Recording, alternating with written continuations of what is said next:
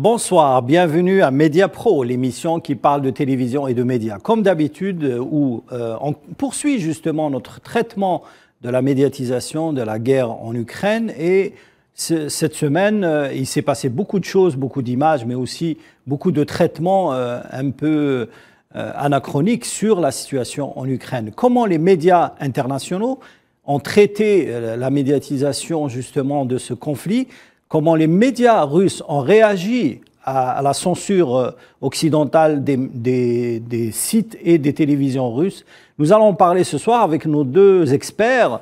Bien sûr, Reda Harirash, expert en gestion du conflit. Bienvenue, Reda, toujours Bonsoir. Fidèle au poste. Oui, tout à fait. Ce soir, nous avons un peu l'absence de Faisal Matawi, qui est à Tahrir, qui est en train de faire un peu de tourisme, non? Il profite du désert, l'essentiel. Il est remplacé ce soir par Sofiane Baroudi, notre expert en politique et journaliste du service francophone. Avant de commencer justement le débat et le décryptage des images que nous allons voir, nous allons voir un zapping, puisque l'émission s'y confond, un zapping sur les images qui ont marqué cette semaine la guerre en Ukraine. Уже колоссальные склады боеприпасов ВСУ. Мы из того, что мы видели, здесь огромное количество различных экземпляров. 122 калибр мин. Также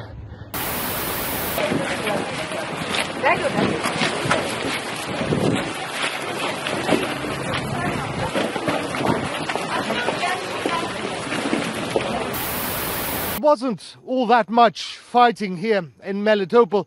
That isn't to say there wasn't any. This Ukrainian T-64 reportedly tank was destroyed. На Виннице. Это ж Тулы, да?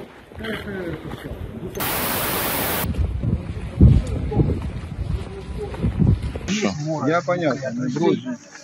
Вот, поселок Липцы, раздаем.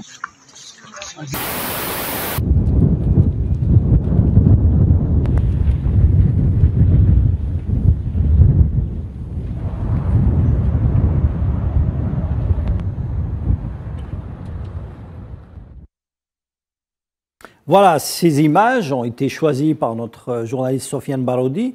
Nous avons vu beaucoup d'images un petit peu arriver sur les sites internet, sur les télévisions, bien sûr sur les réseaux sociaux. Il y a une chose qui marque beaucoup dans ces images, c'est que nous avons beaucoup de scènes disons, de désastres, de bombardements, mais on n'a pas de scènes justement de corps ou de sang qui sont visibles à l'écran. Est-ce que c'est voulu ? Je pense qu'il y a une volonté, notamment de la part des grands médias. De tous les médias, soit occidentaux, soit des médias russes ou ukrainiens. Des deux parties. C'est-à-dire qu'il y a la volonté de montrer, pour les Russes, une opération militaire qui serait une opération militaire propre, où les cibles seraient des cibles légitimes, c'est-à-dire des bases militaires, des casernes, des soldats ukrainiens, ou alors des fascistes, pour justifier la dénazification, qui est un peu la matrice politique de l'intervention russe. De l'autre côté, la plupart des correspondants des télés occidentales, mais aussi les grandes chaînes du monde arabe ne montrent pas trop de scènes de combat, déjà parce que l'affrontement et le conflit est d'une telle intensité que ça serait néfaste pour les opinions publiques de beaucoup de pays que de montrer l'intensité de ces conflits.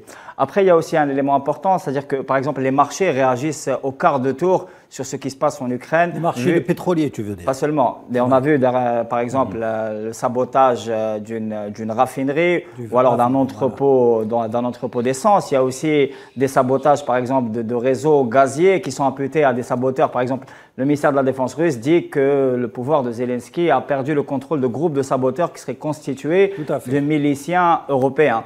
Et donc, il y a aussi la peur de la réaction des marchés qui sont déjà, on va dire, en panique.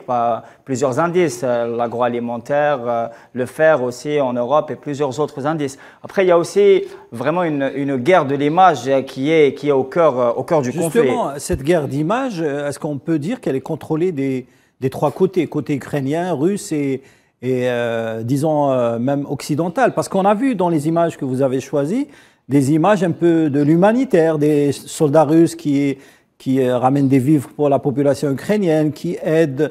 Il y a aussi des images un petit peu de soldats qui errent un petit peu dans les rues vides de Kiev.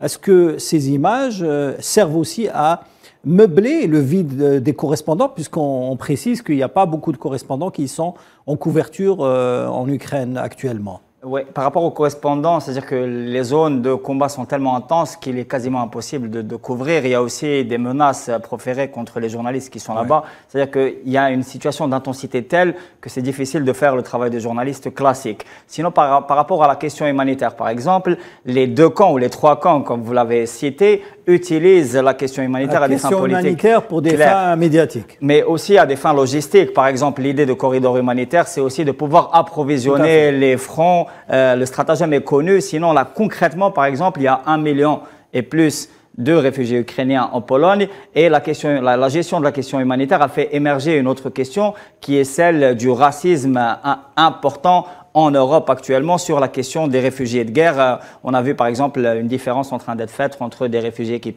proviennent d'autres théâtres de guerre comme le Moyen-Orient, la Syrie ou l'Irak, et des réfugiés qui proviennent d'Ukraine. Elle est aussi au centre, par exemple, des pourparlers entre les 2 camps en Biélorussie, et les 2 camps s'accusent de violer la trêve humanitaire qui devait commencer il y a 48 heures justement, notamment dans la ville de Mariupol, parce que c'est au cœur de la tactique ukrainienne, disent les Russes, c'est-à-dire et vice-versa. Reda Harira, sur le plan politique, est-ce qu'on peut considérer aujourd'hui que la guerre en Ukraine est un nouveau modèle de guerre stratégique, disons? Parce qu'on sent qu'il y a des calculs des 2 côtés, des calculs médiatiques, des calculs politiques, mais aussi des calculs de poids sur la prise en main d'une région. Bien sûr, aujourd'hui, les médias occidentaux essayent de donner une image positive de la résistance des Ukrainiens. Les médias russes et quelques médias internationaux montrent un petit peu l'arrivée en puissance de l'armée russe dans la région.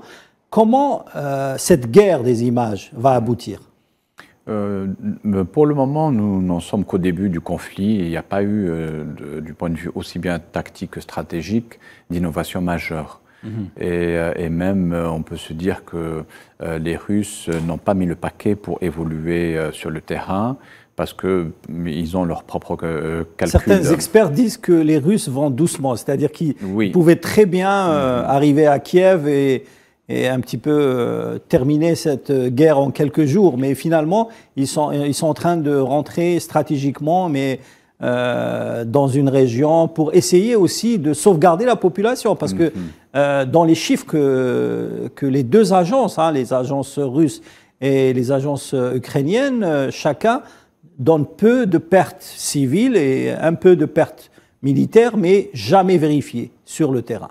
Oui, ce n'est pas évident pour le moment pour pouvoir vérifier précisément les chiffres des pertes militaires, parce qu'il n'y a aucun organisme qui peut intervenir sur place.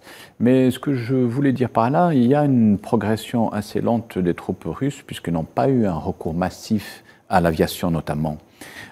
Pour le moment, ils préfèrent davantage s'appuyer sur les unités qui sont il n'y a pas une forte résistance, mis à part Kiev, qui est un peu fortifié, mais les autres villes tombent facilement aux mains des militaires russes. Je dirais que c'est assez variable en fait d'une ville à une autre. Les Russes préfèrent, lorsqu'ils ont affaire à une résistance, ils préfèrent plutôt encercler les principales agglomérations. Et parfois, il y a même des ententes tacites entre les différents commandants d'unités, aussi bien russes qu'ukrainiens. Les Ukrainiens se chargent de la gestion de l'intérieur de la ville, alors que les Russes, eux, préfèrent mettre en place un dispositif sécuritaire à l'extérieur de la ville. Parce que pour le moment, ils sont dans une logique d'occupation du terrain. Ils progressent lentement, notamment du côté de la mer Noire.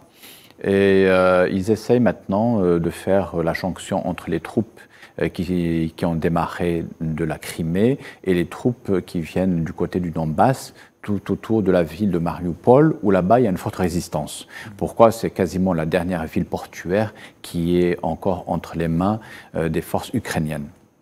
Comment expliquer justement, Sofiane Barodi, le manque de journalisme sur le terrain en Ukraine? Aujourd'hui, on ne dit pas qu'il n'existe pas de correspondants, mais la majorité des correspondants qui sont sur place sont campés dans des régions ou dans des hôtels, ne sortent pas sur les terrains. Il n'y a pas de caméra embarquée avec les soldats ni ukrainiens ni russes. Aujourd'hui, il y a une guerre des images, je dirais même une guerre de plateau. En réalité, il faut, à mon avis, mettre en exergue le fait qu'il n'y a pas une seule guerre, il y a plusieurs guerres sur le théâtre ukrainien actuellement. C'est-à-dire qu'il y a directement la guerre militaire, l'opération russe, même au plan militaire et stratégique, il y a plusieurs conflits qui sont en train de s'enchevêtrer, voire de s'imbriquer. Par exemple, l'opération russe en elle-même, la plupart des experts ne comprennent pas exactement les objectifs à long terme de cette opération en particulier, vu qu'il ne s'agit pas de toute évidence de juste, si vous voulez, déboulonner le régime de Zelensky.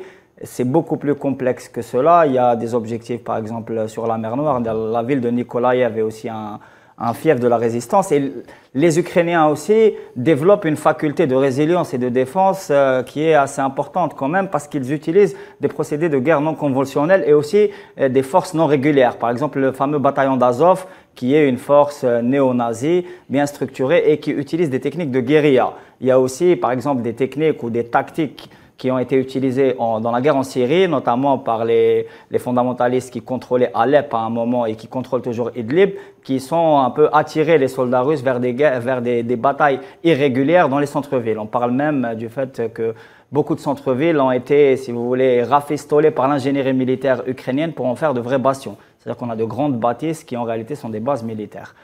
Sinon, sur un autre plan, le travail journalistique est tellement sensible dans ce genre de conjoncture où, si vous voulez, les contradictions sont très, très exaspérées. Par exemple, l'un des négociateurs que les Ukrainiens avaient envoyé en Biélorussie a été assassiné par ces mêmes Ukrainiens qui l'ont accusé de trahison tout de suite après la négociation. Et ça concernait juste l'ouverture de corridors humanitaires. C'est un peu pour illustrer vraiment la situation d'hypertension sur le terrain. Et c'est pour cela que la plupart des correspondants étrangers sont quasiment identifiés comme étant des ennemis potentiel. À mon avis, que le risque ne permet pas de faire vraiment le travail. Alors, pour expliquer justement l'absence de correspondance sur le terrain, je vous laisse regarder cette image d'un journaliste de la société de presse, de AP, journaliste britannique, qui travaille pour plusieurs médias et qui a comme le même décor, mais en plusieurs langues. On l'appelle le journaliste aux 6 langues. Regardez. There's been a war with Russian-backed forces in the east, the Donbass region, for 8 years now. But despite that, the capital city of Kiev is relatively calm. Tut sich an einen gewissen Sinn und der Krieg gewinnt, der natürlich schon am Gang ist, am Osten, an der Donbass-Region, zwischen der Ukraine, an der russischen Separatisten. Dos reuniones que va a mantener el presidente francés hoy en Moscú con el presidente ruso Vladimir Putin y mañana aquí en Kiev con el presidente ucraniano Volodymyr Zelensky. Moscou brandiu o anúncio de retirada da terça-feira como prova de que os temores da guerra foram fabricados por Ocidente hostil, liderado pelos Estados Unidos. À ce stade, la guerre semble probable, c'est aussi simple que cela. Mais il y a encore cette petite lueur d'espoir que la diplomatie puisse arrêter une invasion russe de l'Ukraine. Das ist genau das, was sie erwartet hatten. Desinformation, gefälschte Angriffe und ein Vorwand für Russland, in die Ukraine einzumarschieren. Aber alles ist sehr schwer natürlich vor Ort zu überprüfen. Voilà, c'était le journaliste britannique Philip Crowder. On le félicite pour l'excellent test linguistique en 6 langues. Il lui manque que l'arabe. Alors, cet exercice a fait le tour du monde. Il a fait le buzz un petit peu partout. Comment expliquer justement l'utilisation d'un seul journaliste qui a comme décor, le seul décor, enfin le décor de la place de Kiev, et qui évoque un petit peu, il fait ce qu'on appelle une description de la situation sans image de terrain. Comment vous expliquez cela? Sofiane. Moi, à mon avis, ça renvoie directement à ce que je disais tout à l'heure, c'est-à-dire à à l'intensité très élevée et à la situation, si vous voulez, de haute alerte que vit Kiev en ce moment. C'est-à-dire qu'il y a même des consignes directes du gouvernement de Kiev pour les journalistes de ne pas quitter leurs hôtels, sinon ils seraient considérés comme des ennemis potentiels. Et même, je crois, le ciblage d'une équipe de Sky. Oui, Sky News qui a été attaqué et qui a échappé belle en fait. C'est-à-dire que la situation de conflit est dans un tel état d'exacerbation que toute image pourrait, si vous voulez, faire un peu déjouer les plans de tel ou tel camp sur tel ou tel objectif tactique. Il y a vraiment une exacerbation, un moment tactique critique. Reda Harirash, est-ce que vous pensez que la médiatisation des images parfois qui ne donnent rien sur la véracité de la situation sur le terrain peut apporter quelque chose sur le plan diplomatique, sachant qu'aujourd'hui, nous avons un conflit sans image réelle de ce qui se passe sur le terrain? Je pense que l'objectif des rédactions, c'est d'abord de mobiliser les différentes opinions publiques. C'est ça qui compte pour eux, en attendant qu'il y ait un résultat diplomatique ou en attendant qu'il y ait une solution, qu'elle soit militaire ou politique. L'objectif pour les différentes rédactions, c'est de servir le bon plat qui puisse éventuellement intéresser leur public. Donc, s'ils peuvent aller jusqu'à même parfois tomber sur des fake news, ça ne les gêne absolument pas. Parce que pour le moment, ils se disent c'est le début d'un conflit, on ne sait pas jusqu'où ça peut aller. Et donc, l'objectif pour nous, c'est tout simplement de tenir le public en haleine. Alors, vous pensez qu'aujourd'hui, les fake news, et même aujourd'hui avec la multiplication des médias, parce qu'aujourd'hui, c'est pas comme avant, on n'avait que la télévision qui couvrait une guerre, ou parfois, dans les années 70, et même durant la guerre du Vietnam, et même durant la Seconde Guerre mondiale, les seules images qui étaient transposées du terrain, c'était les images des militaires qui filmaient sur le terrain. Aujourd'hui, les journalistes font de la captation pour les chaînes de télévision, pas que pour les chaînes, il y a aussi les sites électroniques, les chaînes YouTube, également les réseaux sociaux. Aujourd'hui, il y a une floraison de distribution d'images distribuées un petit peu partout, et on retrouve parfois les mêmes images sur tous les réseaux, que ce soit audiovisuel, Internet ou réseaux sociaux. Et puis, il ne faut pas oublier aussi le théâtre des opérations. Un pays comme l'Ukraine, on a la possibilité, les différents acteurs ont la possibilité d'envoyer davantage de correspondants et de journalistes, plus que dans d'autres pays comme par exemple l'Afghanistan ou le Yémen. Où ce sont des conflits qui... Où aucun journaliste occidental ne se trouve. Même s'il y a eu quelques journalistes, mais on a eu très peu de photos. Mais il y a des médias de guerre, oui, c'est vrai qu'il y a des médias de guerre, mais par rapport quand même à l'Ukraine, il y a une certaine diversité en ce qui concerne la provenance des journalistes et des correspondants. Peut-être c'est dû parce qu'au fait que c'est un pays qui se trouve en Europe, donc il y a plus de facilité, malgré le fait qu'il y a des risques que ces journalistes encourent, mais ils ont plus de facilité pour pouvoir accéder au terrain, quoi. Oui, Sofiane. À mon avis, dans ce type de conflit, c'est-à-dire que l'image est tellement importante, et je renverrai par exemple au contexte de la guerre de libération nationale où le FLN-ALN n'avait pas la possibilité de produire des images à un moment jusqu'à l'arrivée d'un certain Lobodovitch ou alors au père du cinéma algérien. René Vautier, entre autres. Oui. Entre autres, où on a commencé à produire de la contre-propagande en images. Dans une conjoncture de tension telle que vit l'Ukraine actuellement, l'image est tellement sensible que, par exemple, les forces armées russes sont obligées de bombarder la radio-télévision ukrainienne. Ce qui s'est passé sur d'autres conflits de haute intensité. Par exemple, la télévision serbe a été bombardée par l'OTAN en 1999. Et aussi le Manar, qui a été bombardé lors de la guerre du Liban. Concernant justement la question des fake news, je vais vous montrer un extrait ou une réaction d'un consultant de RT, Milkovic, qui explique justement la multiplication des fake news dans une guerre où parfois les images sont parfois absentes. Regardez. Il y a énormément de fake news dans les médias actuellement en ce qui concerne la guerre en Ukraine. On a vu cette fameuse histoire de l'île aux serpents où des soldats ukrainiens auraient préféré mourir que de rendre l'île, et puis 2 jours ou 3 jours plus tard, on les voit réapparaître en train de manger de la nourriture donnée par des soldats russes. Il y a eu cette histoire du fameux Ghost de Kiev, le fantôme de Kiev qui aurait abattu 6 avions russes. Or, c'est un mensonge pur et dur. Ce qui est grave, ce qui est particulièrement préoccupant, c'est que ce sont les médias occidentaux qui disent, qui défendent, qui viennent de pays démocratiques, des pays où on pratique la liberté d'expression, qui sont en train de partager des fake news dans les médias, ce qui empêche les personnes d'avoir accès à une information réelle. N'importe quelle information qui est donnée par un journaliste doit être vérifiée, avérée. On ne peut pas juste jeter de l'huile sur le feu, raconter des histoires qui sont fondées soit sur de la mythomanie, soit sur des faits qui ne sont pas avérés. C'est extrêmement grave. Il y en a beaucoup dans les pays occidentaux, dans les pays membres de l'OTAN. Ce n'est pas nouveau. On sait qu'il y a eu des guerres qui ont été déclenchées par des mensonges qui ont été partagés par les réseaux sociaux et les médias occidentaux, les fameuses armes de destruction massive en Irak, le faux massacre de Racak au Kosovo. Bref, c'est préoccupant. Alors, ces déclarations de Nicolas Merkovitch, consultant de RT, il dit tout simplement que ces fake news sont distribuées par des médias occidentaux, qui sont parfois censés diffuser la vérité. Comment ça se passe ? Moi, je pense que les médias occidentaux actuellement sont directement belligérants d'une situation de conflit, c'est-à-dire où ils servent directement des objectifs parfois opérationnels et tactiques. Et donc, la fake news ou le mensonge fait partie de la panoplie, si vous voulez, opérationnelle ou militaire directement. Ouais. Nous, en Algérie, on a aussi une expérience des fake news et comment c'est utilisé justement dans le cadre, si vous voulez, de conflits non conventionnels, afin de déstabiliser, par exemple, un régime ou alors d'essayer de créer, si vous voulez, une situation de trouble quelconque. Ça a été utilisé, par exemple, durant les 2 dernières années ici contre l'Algérie par des régimes que tout le monde connaît.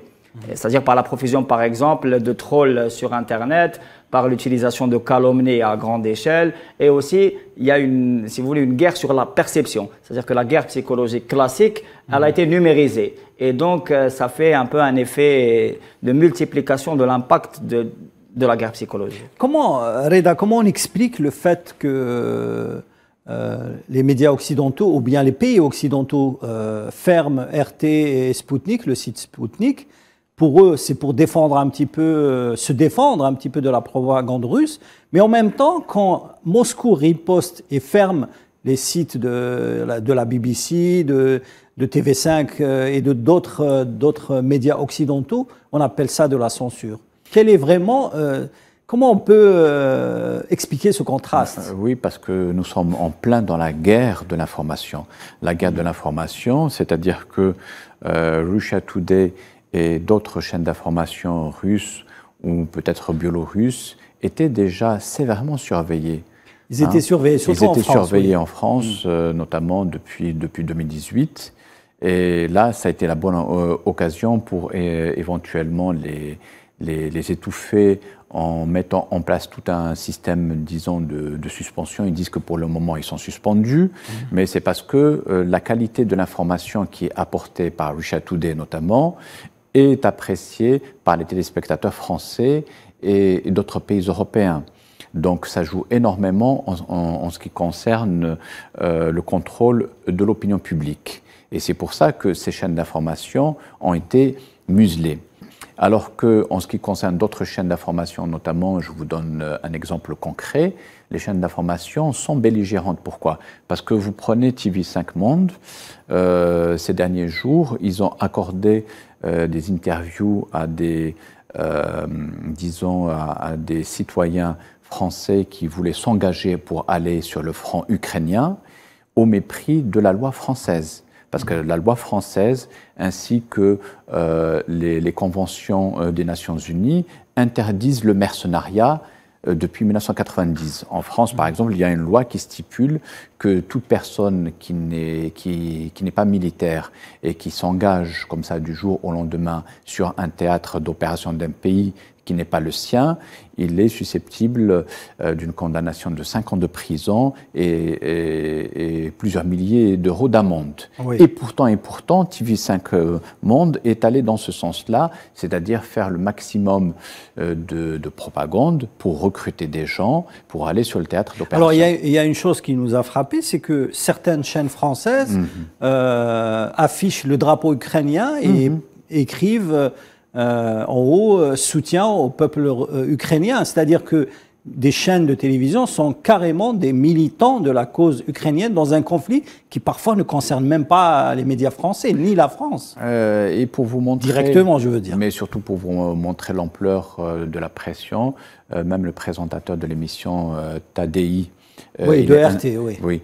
Quelques jours avant la fermeture de RT, il a démissionné de son poste. Pour manifester son désaccord avec la politique de RT? Officiellement, c'est pour dire que voilà, c'est un conflit qui concerne indirectement que la France. La France, et en tant que Français, il ne peut pas s'engager contre son pays, alors que la France n'est pas impliquée dans le conflit en Ukraine. Mais l'intensité des pressions que peuvent recevoir les journalistes les pousse à se retirer parce que il y a des menaces, il y a des menaces à peine, si ce n'est pas des menaces de mort, c'est d'autres types de menaces, et qui fait qu'ils préfèrent plutôt capituler que d'aller de l'avant et d'assurer une couverture médiatique un tant soit peu équilibré, puisque les pays membres de l'OTAN et de l'Union européenne ne sont pas directement impliqués dans ce conflit. Alors, Sofiane Baroudi, vous avez choisi un extrait très intéressant sur le consultant de RT, Nicolas Merkovitch, qui parle justement de la censure de Russia Today en France. Regardez. Cela pousse même certains responsables politiques en Union européenne d'aller jusqu'à la censure de médias. Et très clairement, on a vu récemment que Ursula von der Leyen, qui est donc la présidente de la Commission européenne, qui n'a été élue par aucun peuple européen, qui a décidé d'arrêter les émissions de RT, de Sputnik en Europe de l'Ouest. C'est particulièrement grave. Nous devons avoir accès à toute l'information, quel que soit le camp. Nous sommes des adultes responsables, nous avons le droit de choisir l'information, de faire nous-mêmes nos propres jugements et de décider. En nous coupant l'accès à ces informations, cela montre que nous ne sommes pas vraiment dans des pays qui pratiquent la liberté d'expression. Cela montre également qu'il y a des vérités auxquelles ceux qui sont au pouvoir aujourd'hui ne veulent pas que nous ayons accès. C'est particulièrement dangereux. C'est dangereux pour la liberté, c'est dangereux pour le métier de journaliste, c'est dangereux pour la liberté d'expression. Et puis c'est tout simplement un affront à l'intelligence. Laissez les personnes décider ce qui est vrai, ce qui n'est pas vrai. Il faut laisser les personnes avoir accès à toute l'information pour que ces personnes puissent se faire un jugement. Cette situation de propagande et de montage médiatique est particulièrement préoccupant dans les pays membres de l'OTAN aujourd'hui. Alors, ces déclarations d'un expert de RT, Nicolas Merkovitch, sont quelquefois un peu ubuesques puisqu'il dénonce un petit peu la censure des médias qui est censée justement éclairer l'opinion publique, française ou internationale. Pourquoi les Européens s'acharnent sur deux médias russes alors qu'il y a eu plusieurs conflits dans le monde, notamment à Gaza? On n'a jamais appelé à la censure d'Al Jazeera parce qu'elle était du côté des Palestiniens. On n'a jamais, mis à part la chaîne El Manar qui appartenait au Hezbollah durant la guerre entre le Liban et Israël en 2006, mis à part ce cas, on n'a jamais vu de cas semblables dans le monde. Oui, on a vu le bombardement de la télévision serbe en 99, comme je l'ai rappelé tout à l'heure, mais moi je pense que c'est à renvoyer à la conjoncture actuelle. Pardon, Sofiane, en plus c'est l'Union européenne qui appelle ça. L'Union européenne qui donne à chaque fois des leçons sur la liberté d'expression et qu'aujourd'hui elle appelle à censurer deux médias un petit peu européens. Paradoxalement, l'Union européenne, comme vous le c'est le paradoxe. C'est justement ce paradoxe-là qui est à analyser. Moi, je pense qu'il y a déjà une tendance, si vous voulez, césariste, ce qu'on appelle le césarisme. Par exemple, l'Union européenne est une institution qui est non élue, mais qui arrive à avoir un pouvoir plus que les institutions élues. Et il y a déjà des États européens qui sont clairement en dissidence. Il y a des tendances qui montent de plus en plus, qui sont les tendances souverainistes en Europe, souvent d'extrême droite d'ailleurs. Je pense notamment à la Hongrie de Viktor Orban qui conteste ouvertement le césarisme de l'Union européenne, c'est-à-dire le fait que Bruxelles, une élite minoritaire, impose ses visions et impose aussi ses objectifs stratégiques au reste de l'Union. Il y a aussi la Pologne qui est juste à côté du conflit ukrainien. On a l'impression, quand on voit les médias occidentaux, que la Pologne est acquise comme une base arrière parce qu'elle est hyper militarisée. On est en train d'envoyer de plus en plus d'armes, de missiles et on bâtit des bases militaires en Pologne. Mais justement, le peuple polonais, et pour une bonne partie, conteste l'hégémonie de l'Union européenne. D'ailleurs, par exemple, la Cour de justice polonaise a statué sur le fait que la loi polonaise devait être la loi prioritaire par rapport à l'Union européenne. Sinon, moi, je pense que c'est aussi l'effritement et l'émiettement d'un mythe qui a été construit justement par la puissance médiatique et par le soft power, qui est le mythe des sociétés européennes occidentales, bien sûr, comme étant des sociétés démocratiques. Je rappelle par exemple qu'en France, dernièrement, il y a eu ordonné la dissolution du plus grand collectif de défense du peuple palestinien qui s'appelle Palestine vaincra, qui est un peu le dernier des Mohicans, qui a vraiment une politique du tout répressif depuis 2015, depuis l'instauration de l'état d'urgence permanent, qui réduit les libertés. Et ça monte crescendo vers l'interdiction et la dissolution administrative de collectifs militants, c'est-à-dire qu'à la guerre totale, on répond par le totalitarisme, à mon avis. Oui. Rida Harirach, comment justement expliquer cette industrie culturelle des médias? Les Européens ou bien les Occidentaux appellent à censurer des médias russes. Est-ce que ça rentre dans une politique d'industrialisation culturelle? Aujourd'hui, on qualifie un petit peu, ou on identifie un petit peu Poutine comme le nouveau Hitler. Si ce n'était que ça, mais ça va bien plus que ça, parce que finalement, ça ne concerne pas uniquement la censure, ne concerne pas que les médias. On a remarqué que certains coups... On a même appelé récemment à la comparution de Poutine au CPI, ce qui est aberrant un petit peu, puisque rien n'a été établi sur c'est un conflit entre deux pays. Il n'y a rien d'établi concernant des massacres ou des... On ne reconnaît toujours pas les crimes coloniaux commis en Algérie. Exactement. Oui. Mais avant d'arriver à ça, Poutine, au moins, bon, lui, c'est le chef de l'État de la Russie et il cristallise en quelque sorte les tensions. Ça peut se comprendre plus ou moins, mais ça va plus que ça. Savez-vous que dans certains pays, comme en Italie par exemple, les cours qui étaient donnés sur l'histoire de Russie, notamment à Milan, en ce qui concerne Dostoïevski ou Léon Tolstoï, ont été annulés purement et simplement. Pourquoi ? Parce que Léon Tolstoï, en 1853, il avait participé en tant qu'artilleur à la guerre de Crimée, en 1853. En ce qui concerne Dostoïevski, qui est une figure littéraire mondiale, eh ben, on a à l'université de Milan, on a tout simplement supprimé le cours sur Dostoïevski. Donc, il y a quand même ça dépasse largement le cadre politique et médiatique. On est entré dans une phase de crispation qu'on pourrait appeler tout simplement la russophobie. Cette russophobie, elle s'exprime également dans le domaine sportif. Oui. On demande à ce que ça s'est étalé sur le domaine sportif. On demande à ce que l'équipe de Russie ne puisse pas participer à la Coupe du Monde en 2022. Après l'avoir privé des Jeux Olympiques. Oui, tout à fait. Sauf que là, on a vu que d'autres pays n'étaient pas d'accord, notamment un pays comme la Chine, le pays voisin, et qui a clairement menacé, qui a dit si la Russie ne participe pas à la Coupe du Monde en 2022, nous allons supprimer les programmes de la Liga en Chine. En Chine. Et voilà. C'est des programmes qui rapportent beaucoup d'argent pour... bien sûr. C'est le plus gros marché. Donc ils ont été obligés... Pour l'UEFA. Voilà, en fait. il y a cet aspect-là. Je vous donne un autre exemple, la soprano russe qui devait se produire à New York a été purement et simplement écartée et remplacée par une autre soprano d'origine ukrainienne. Qui n'a pas le même statut artistique ?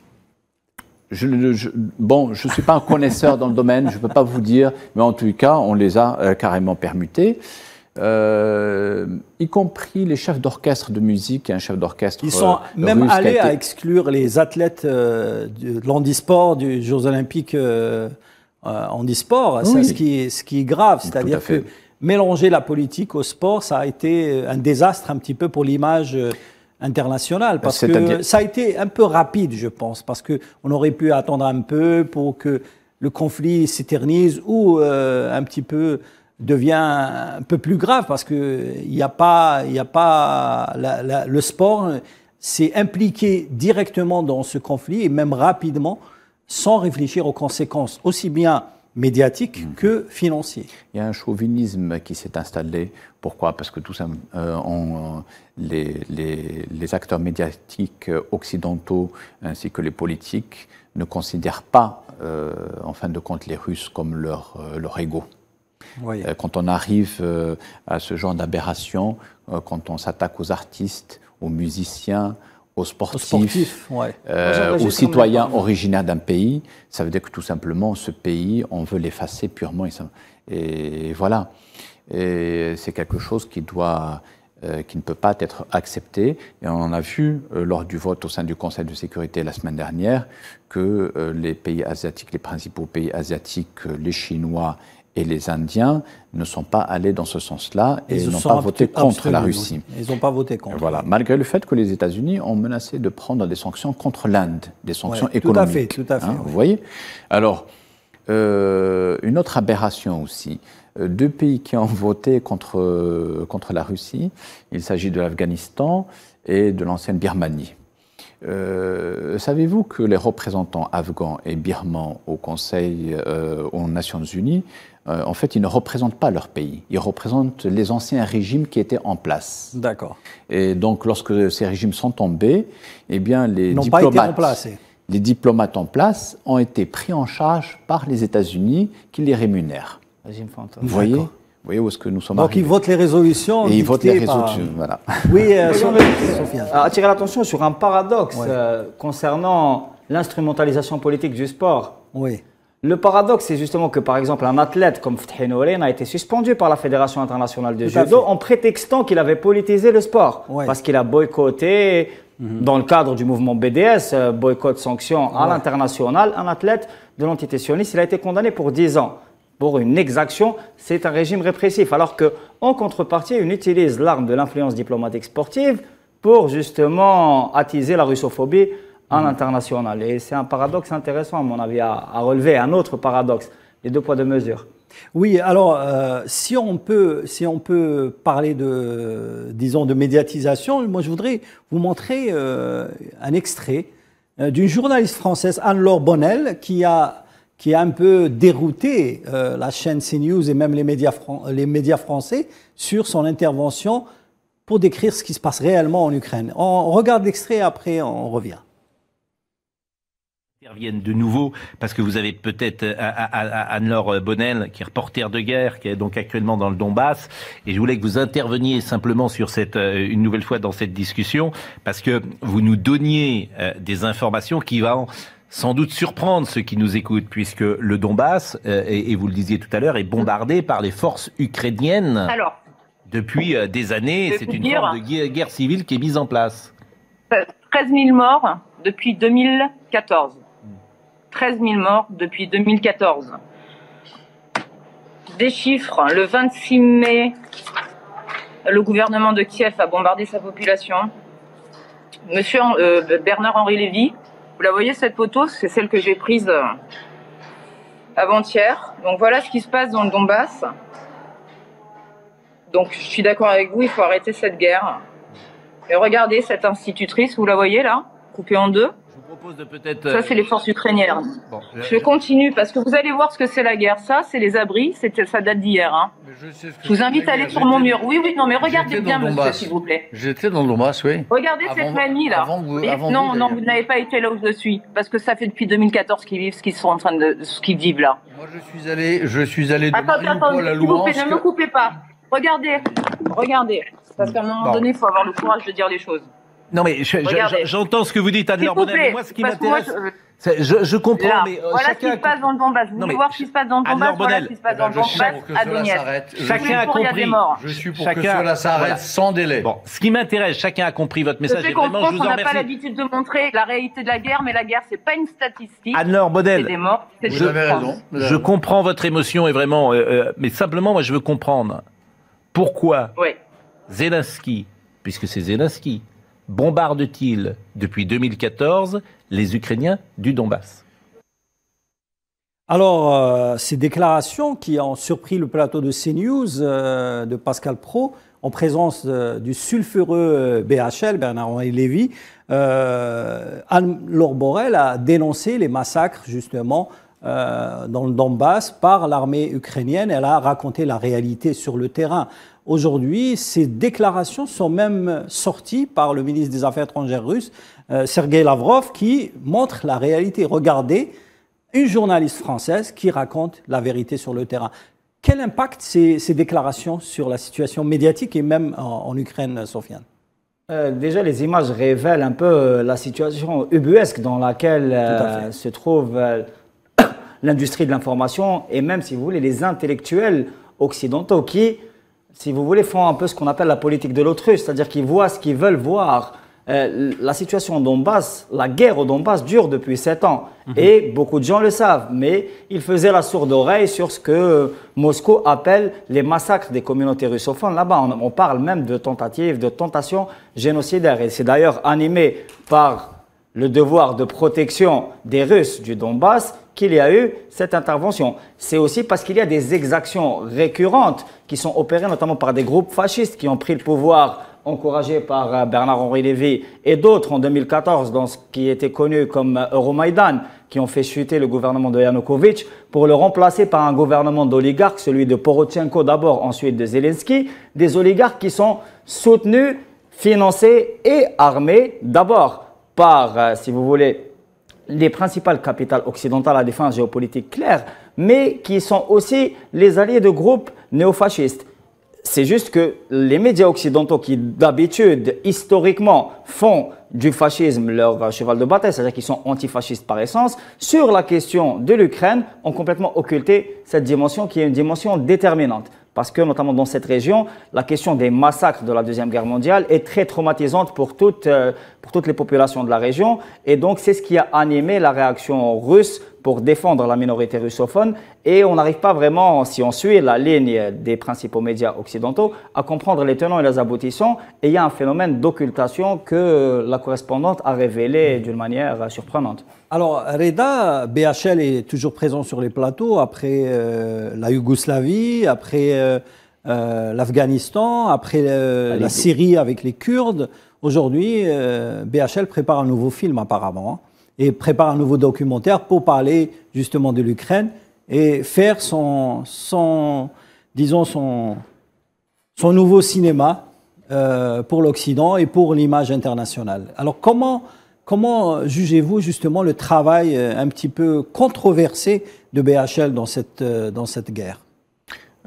Contrairement aux différents conflits auxquels BHL a pu assister de loin ou de près, je pense notamment au conflit libyen en 2011. Oui, j'ai oublié le Libyen, justement. Voilà, le conflit libyen très controversé. En 2011 ou en Bosnie, en 1996. Il a fait un documentaire qui s'appelle Bosnie, justement. Oui, ainsi qu'en Tchétchénie.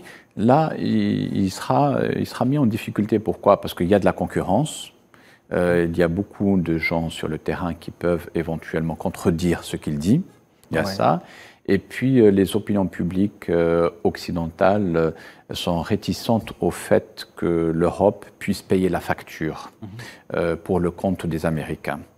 Parce que le conflit il a lieu en Europe. Si c'est une opération qui se déroule pendant quelques semaines, à la limite, ils peuvent patienter, mais ils ne sont pas disposés à s'engager dans une guerre totale contre un acteur qui est en mesure de se défendre, parce que même lorsqu'il a déclenché cette opération brutalement le 24 février dernier, Poutine a expliqué qu'il a choisi ce jour du 24 février parce que les Ukrainiens s'apprêtaient à déclencher une offensive générale sur les régions russophones le lendemain même, suite à la proclamation de leur indépendance. Oui. Et donc, il a voulu éviter un bain de sang, et c'est ce qui explique cette intervention brutale de la Russie. Sofiane, comment tu analyses justement le travail disons, journalistique de BHL qui, à chaque fois, échoue dans sa mission de modifier l'opinion publique internationale? Je pense que l'objectif réel de son travail, au-delà de modifier, si vous voulez, c'est d'abord l'occultation des vrais objectifs de certaines opérations. Par exemple, quand on prend le cas de l'agression et de la déstabilisation de la Libye, de la destruction de l'État libyen, de la Jamahiriya. L'objectif qui était affiché au départ, c'était l'objectif de faire propager la démocratie. Mais en réalité, ce qui était cherché à travers cette opération, c'est complètement autre chose. On le voit très bien 10 ans après, ce qu'on veut faire de la Libye, c'est d'abord un grand marché à ciel ouvert de l'armement.